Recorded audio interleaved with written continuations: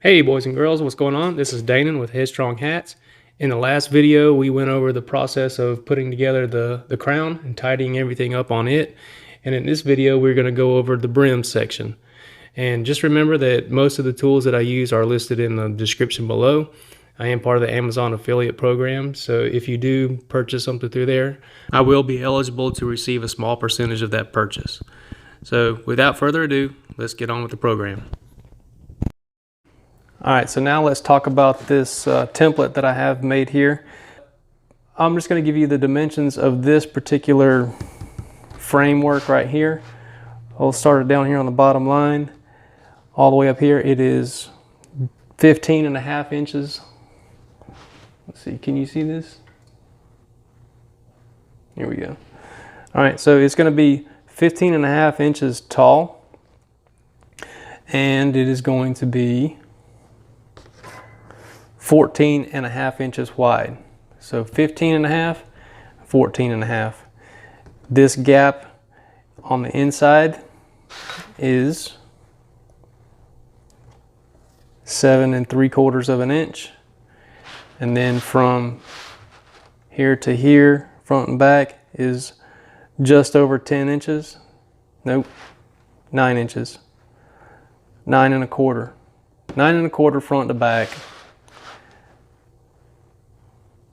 8 3/4 side to side.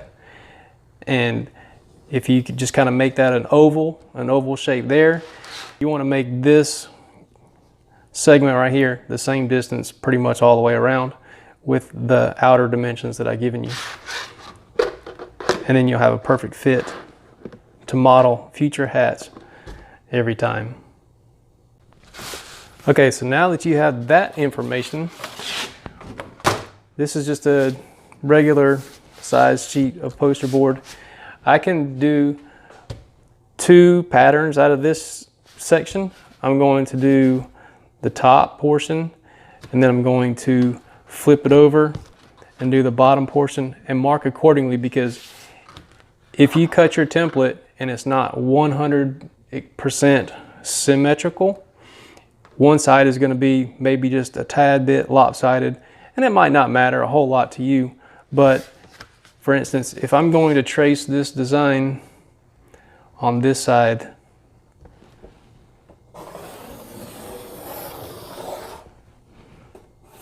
like so, trace all my marks.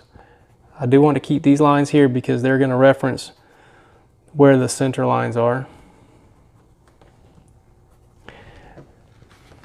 And you can mark this top. Flip your template over.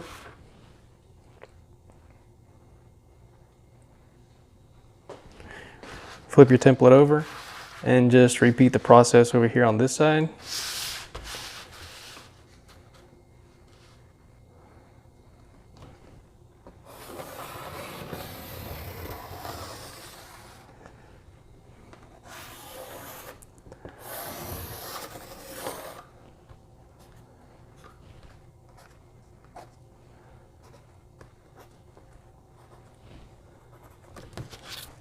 All right, now that I have these cut out of the bigger piece of poster board, the one that's labeled top, feel free to go ahead and follow this line all the way around on the inside and the outside.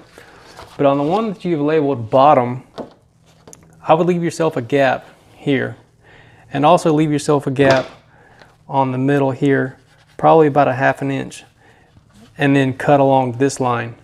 And the reason we're going to cut along the inner line here is because this area right here is going to be used to sew the elastic onto. And that way it has a little bit of a flange that will accept the material instead of having to sew onto the actual brim where the label is going to be.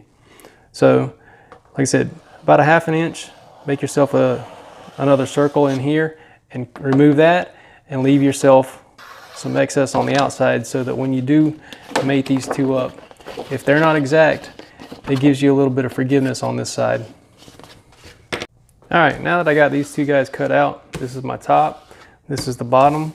When they mate together, they will go pretty much, wait, when they go together, yeah, they'll go like this. So this will sit on here like that. And while you have these where they're almost transparent, you can hold this up to the light and trace your lines. I can't see it very well unless I hold it up to my light, so I'm going to do it this way first.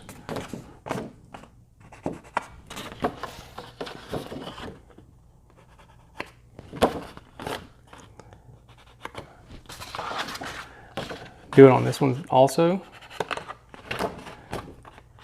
And these are going to be reference points. When you put the two halves together, you'll know where the center mark is.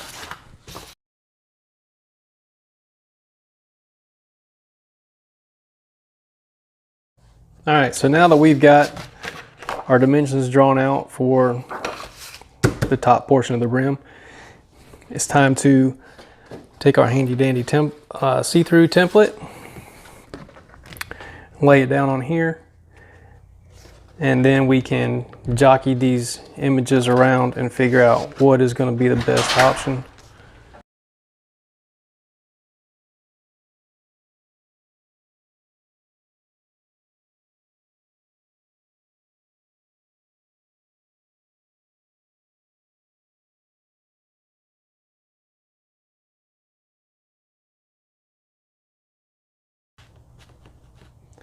Yeah, that's definitely the image I'm going to use, and I'll just have to fill in these little squares right here because they're going to be a gap. And I should have plenty of extra filler material. I can just kind of piece that in, and then when it gets the laminate over the top, it'll seal all those loose pieces in. All right, everybody, I saved you the agony of watching me go through and do all the tedious work. But basically all I did was I had laid the design out. I figured out what I wanted it to look like. I cut it down to size and put little reference marks on the poster board so I knew where to actually place everything and it was all going to line up properly. Did the same with the bottom half. I did take my template and redraw some lines on the inside of here so that I can make my relief cuts. I'll be making relief cuts all the way around here, and that way they can fold upwards, and when that elastic band is in there, it'll give people with larger heads some room, some wiggle room. Or if you know that your head is going to be on the larger side, you can go ahead and make this circle a little bit smaller, and then that way you won't have so much material or so much poster board folding up on the inside of the hat. But what I'm going to do to finish this up, and I'll probably do it off camera, but you can leave me comments or leave me some suggestions in the comment section. But I'm just going to go ahead and put a laminate coating on both of these, and then they will be ready to go together like this. And in the final video, I will get the sewing machine out and we'll figure out what color thread I'm going to use to stitch this and what color piping. I've got a couple different options here. I've got this gray, which is going to go pretty good with this. The blue also matches pretty close to that, so I'm not sure exactly what color I'm going to go with, but if you have a suggestion, feel free to let me know. Also, I have two thread types, or not thread types, thread colors. So I don't know which one I'm going to go with that, but yep, until next time, good luck to your hat making adventures. And when you see me next time, we'll be finishing this up. Cheers.